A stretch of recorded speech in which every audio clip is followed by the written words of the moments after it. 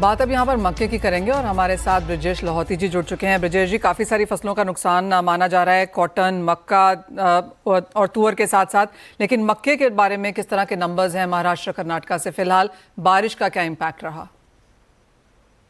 बारिश पिछले 3-4 दिन से ज्यादा हुई है। महाराष्ट्र, कर्नाटक और ऑल अक्रॉस सेंट्रल इंडिया, जो मेज का मेन एरिया है खरीफ क्रॉप का। और इसका इम्पैक्ट पूरी तरह समझने में अभी समय लगेगा, पर अभी तक जो अनुमान आए हैं, जो रुझान आए हैं, वो हिसाब से आवश्यकता के हिसाब से बारिश आई है। और मक्के का क्रॉप स्टेबल होता है, इसको इतना जल्दी लॉस नहीं होता है। कुछ एरिया में जरूर सुनने में मिला है, एमपी, महाराष्ट्र और कर्नाटक के, जहां पर लॉस हुआ है। पर फिर भी अगर हम कुल मिलाकर टोटल प्रोडक्शन देखें तो उसमें यह लॉस कोई सिग्निफिकेंट होगा ऐसे नहीं लगता है। हम्म अगर ब्रिजेश जी परसेंटेज टर्म्स के हिसाब से देखें तो आप कहेंगे 2-4% ही है, उसको बहुत ज़्यादा नहीं माना जाता?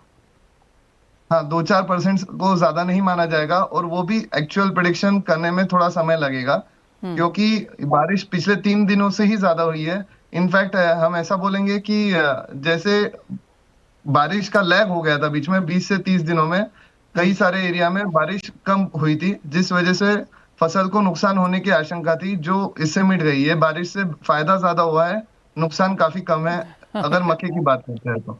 ऑल राइट, ये तो पॉजिटिव बात है। आपसे ये भी जानना चाहेंगे किस तरह की बुआई आप फिलहाल यहाँ पर बनता हुआ देखते हैं, किस तरह की अवेलेबिलिटी आगे जाकर हमें देखने को मिल सकती है और प्राइसेस पे क्या इम्पैक्ट है? जैसे हमने पिछली बार बात की थी, जैसे मक्का 15 से 20% प्रोडक्शन बढ़ता हुआ दिखेगा, तो वैसा ही हुआ है।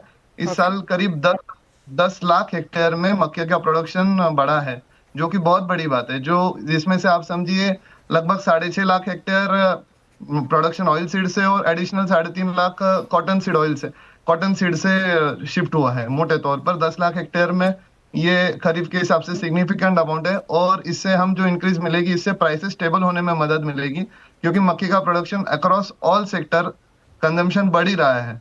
हम्म और उसमें इथेनॉल का विशेष योगदान है ही, पर जैसे पोल्ट्री फीड और कैटल फीड का कंजम्पशन भी कुछ सीमित मात्रा में 5 से 7% में इस साल बढ़ोतरी हम देखते हैं। हम्म पोल्ट्री एंड कैटल फीड में 5 से 7% का इजाफा है, और एथेनॉल ने कितना ऐड किया है?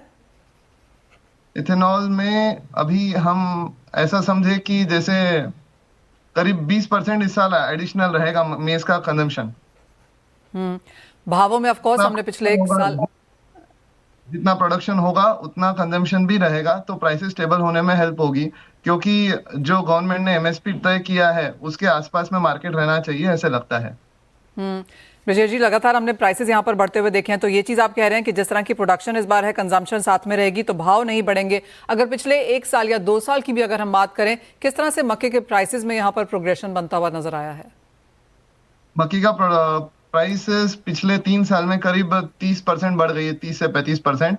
हम्म और वही ट्रेंड करते हुए 5-7% या 10% का ग्रोथ पर ईयर देखने मिलना संभव लगता है।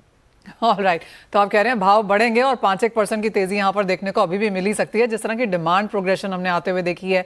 विजय जी, एक चीज जिसको बहुत डिबेट में रहा है, वो ये भी है कि क्या मक्के का इंपोर्ट यहाँ पर वाजिब है और किया जाना चाहिए? आपका सेंस उस पर क्या है?